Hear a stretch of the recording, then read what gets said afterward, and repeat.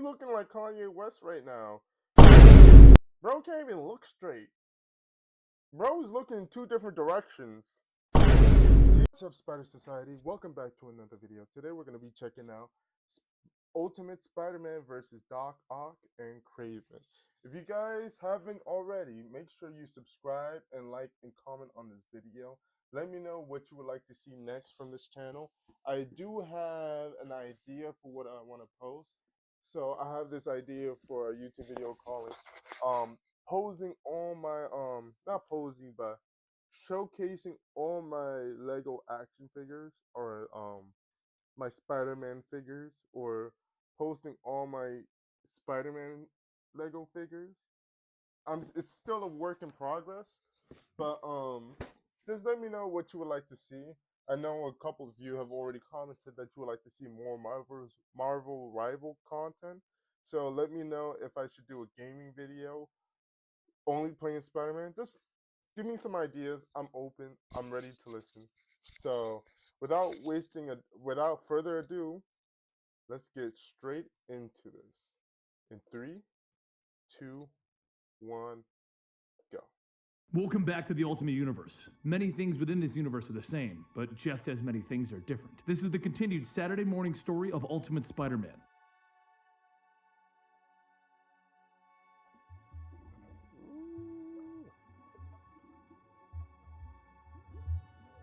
When we last left off, he just met his newest villain, Doc Ock. After seeing the destruction caused by Otto Octavius, Peter goes to check on the surviving scientists that are crawling out of the debris. He tells the man to hang on, and then his spider sense begins to go off. Metal arms begin to shoot past Peter, hitting him in the head and knocking him down. Otto picks up Peter's body, Damn, where did all this muscle come from? asking, "What is this ridiculous?" My bad, y'all.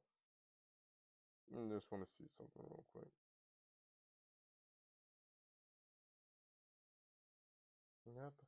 I'm like, they're playing in my face. Ridiculousness. Peter mumbles out some words, and Otto leans in asking, "What?" And Peter tells him, "You're one to talk," and he claps his hands on the side of Otto's head.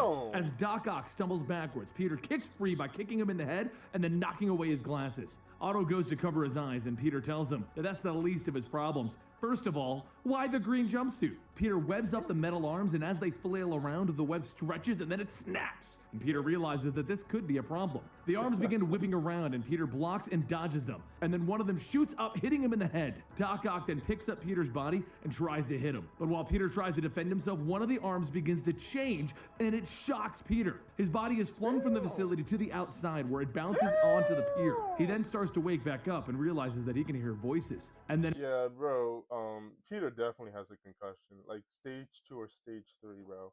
Because every comic, if you guys have been watching these videos with me, you know that his ass is always getting knocked out every second. Like, you would think that this dude is like, come on.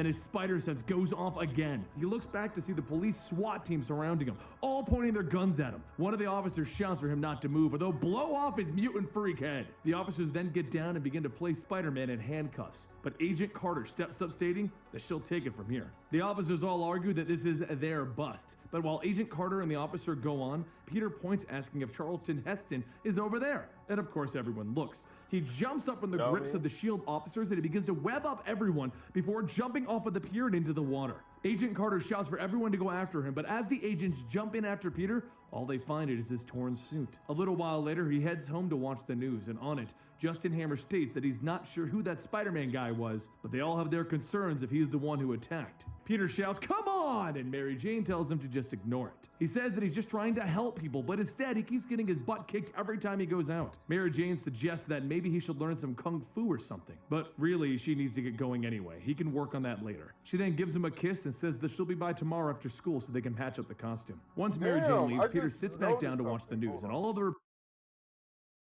Look at Peter's face. Damn. He looking like Kanye West right now. His broken jaw right now. Oof. Damn. tomorrow after school so they can patch up the costume. Once Mary Jane leaves, Peter sits back down to watch the news, and all other reporters begin to say how hopefully Kraven will be around to teach that weasel Spider-Man a real lesson. But as Peter sits back down trying to figure out what his next move is, he hears Aunt May's voice asking if he's home. He begins to panic as he's still in half of his Spider-Man costume, and he jumps out of the basement and crawls up to the bathroom. As he stumbles through the window, May hears the thump from upstairs and asks what's going on. Peter says that he's having stomach problems, but he'll be Damn, look at his eye. Bro really got messed up. Bro can't even look straight. Bro's looking in two different directions. be fine. She tells him okay, well, she brought him dinner just in case he needs anything. And the next day at school, the camera crews begin to set up their scene with Kraven when one of the workers explains to everyone that they need to try and act natural when Kraven comes in. All of the students begin to gather around, and Gwen sees Peter and asks what happened. Did those jerks beat him up again? Peter tells her no, he just fell is all. And Mary Jane says, yeah, down the stairs. But as Mary Jane gives Peter a glaring look, Gwen checks on his face, and Kraven walks in. He heads over to the hole that was created in the fight between Spider-Man and Goblin. And I got a question. Are these two guys twins? Like, bro looks like Bubbles from Lilo and Stitch. You cannot tell me. And this guy looks like Morbius from The Matrix. And why are these two guys so geeked? They're just happy to be there. Stop smiling. Damn. Everyone watches as he examines the hole, and then he turns back. Peter looks as Kraven begins to sniff through the crowds, and then he shoots a look right towards Peter Parker. And he keeps moving. Gwen asks if it's just her or does that guy vaguely smell like kitty litter? Kraven stops and glares at her. And Gwen waves back. Later, reports start to swarm around that Justin Hammer is trying to get a statement about what happened at the Dome. Justin rushes by. Why would a school ever approve a hunter to come to their school to hunt a human being, bro? That would be like back in the 1700s, somebody like a slave catcher coming to school trying to catch a slave. Like, that shit is crazy. As he heads up the elevator, he tells his assistant Judith that the whole thing is going rather poorly. But as the elevator opens, I may need to cut that out, I'm not gonna lie. Spider-Man's voice asks him, how do you think I feel? Spider-Man is sitting at Justin Hammer's desk reading his address book, stating, you stink, and on a scale of 1 to 10, 10 being the stinkiest, you're totally like a 14. One of Justin's bodyguards reaches for his gun, but Peter webs up his arm, and then he webs up the second bodyguard. As Judith pulls out her phone, he webs her up too. And after seeing that it was just a phone, he tells her, my bad. Justin tells Spider-Man that he has some nerve, so he hops off the desk, stating, you've got some real nerd. In fact, I was trying to help the other day. I already have a bad enough rep with the public. I just wanted to stop by and state that whatever you and Doc Ock have going on, you can have at it, because I'm going home. Justin Hammer stops for a second and then asks, how much? Peter responds quickly with, what do you mean? And Justin tells him, the doctor. How much would it take for you to take care of him? How about 50,000? Peter responds rather angrily. First you slam me in the press and now you're offering me money for something that I was going to do for free before I got slammed in the press? Spider-Man leaps out the window stating, you're what people refer to as a piece of work. And he leaves. Justin says that it was worth a shot, and then Judith says that there's a call for him. It's the doctor from the Jersey facility. The screen comes on with the doctor, and he doesn't say anything. Justin asks if he can hear them, and then blood begins to drip from his lip, and his body is thrown to the side. Doc Ock, Otto Octavius, appears on the screen, and Justin asks what is he doing. Otto tells him, this is something of a such a dramatic reveal. Damn. Payback for making me like this. Justin tells him, if you have any issues with me, we need to talk face to face. And Doc Ock says, that's true. Come meet me at this facility. A short while later, Justin heads out and notices that everyone in their cars that shit is still stuck to her. Is honking at him. Judith asks what they're honking for, and it's because Peter is riding atop of the limo. As Justin pulls up on his facility, he starts to see the news trucks all gathering around, and then he sees him, Doc Ock. Otto tells Justin to come out and admit his sins. The press would like to hear all about the things that are going on here. And then one of his metal arms begins to tap on the limo window. The driver says that he can get them out of here if they want to turn around. And Judith shouts for him to just do it then. So the driver floors it into reverse. As the limo begins to back out, a metal arm smashes through the window, and others begin to pick up the limo. Otto Octavius shouts that he will not deny him again. And then he begins to shake the limo as his eyes are suddenly webbed up. Spider-Man says that he can't watch this anymore, and he swings in, kicking Doc Ock. He stares at the webbed up arms, and then one of them points towards him and switches to a gun. The arm begins to blindly fire at him and shoots towards the crowd. Is this a new version of Doc Ock? I don't remember this shit happening. Rips the webbing off of his face, and he asks Spider-Man, why does he keep showing up? Who are you? Another freak that Justin created? As Peter hangs onto one of the metal arms, he tells him, no, I'm a genetic freak all my own, thank you. Why would Doc Ock need any of this shit for what he was doing, bro? You should rent yourself out as a ride for children. And then Spider-Man is smacked into the side of a news van. Doc Ock keeps whipping around, hitting Spider-Man as the reporters all start to film the fight. Through the dodging, Doc Ock quickly manages to grab a hold of him, and then another arm reaches out and begins to shock him. But as it gets close, Peter webs it up, sending the shock back towards Doc Ock. He's then flung from the grip, and Doc Ock makes his way towards the limo, calling out Justin. As he's getting ready to grab him, a web is shot, hitting Doc Ock's pants, and then he pulls him down. Bro is wearing tighty righties. Doc quickly pulls his pants back up, but Peter jumps in, punching him, stating, I didn't take you for the tighty whities kind of guy. He then kicks Doc Ock and jumps onto him, slamming him into the ground. He webs up his face and he grabs and rips off one of the metal arms. As the camera lights all focus on Spider-Man, he sits down exhausted, and then another light shines as Kraven steps out. Peter simply responds with, Bro really think he looks hard. Not hard. Bro is... Alright.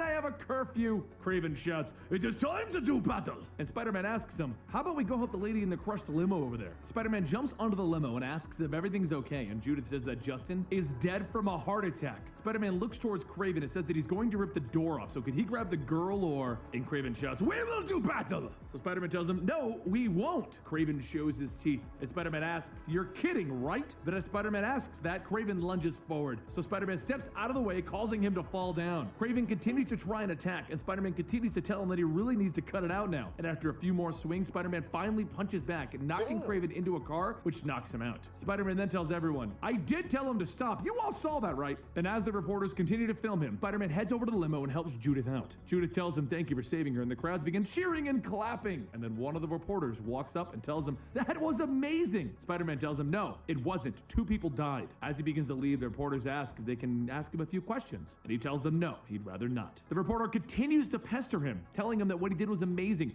Surely he would want to. And Spider-Man stops her and telling her, you can return the favor by calling me a mutant freak or blaming this on me or something. They try to stop him again because maybe he would want to talk to them. They're live right now, and he tells her, fine. So the reporter asks, what do you want the world to know, Spider-Man? And he says that he is from a planet many galaxies far, far away. The reporters follow up with, really? And Spider-Man says, no, I'm just like Otto Octavius. I fell backwards into some powers and just want to help people so that people like Otto Octavius can't hurt anyone. So the reporter asks, why wear a mask? And Spider-Man says that it's because he has friends and family that he doesn't want to put into the spotlight, so he protects them by wearing the mask. Even though wearing the mask might be corny, and it even forces idiots like Kraven to try and come after him, or J. Jonah Jameson to trash him to sell papers, he really doesn't care. And the reporter asks, why don't you care? So Spider-Man says, it's because a guy a whole lot smarter than him told him that with great power comes great responsibility. But either way, the cops are coming. So if everyone's fine, it's time to go. He heads back home, and as soon as he opens the door, Aunt May asks where he's been. He says that he was at work, and May says that's funny because she called there and they said he hasn't been in all week. She gets up looking at his bruises and asks again, where was he? He says that he was fine. It was with Mary Jane. May sits back down stating, okay. She doesn't mind if he doesn't respect her, but he will respect the rules of this house. And Mary Jane was the first person that she called. May then tells him that until he can stop lying, he's grounded, which means no more bugle, no more Mary Jane giggles in the basement. It's only school and home. Peter smiles, stating, finally, he's a hero who's also grounded. But over in the SHIELD holding cells, Otto Octavius, Doc Ock, is sitting in his cell muttering to himself, asking who Spider-Man is, who could Spider-Man be? And slowly, as he keeps asking himself, he begins to remember something from his past, when Norman Osborn had him following a little kid, a kid named Parker. Our story...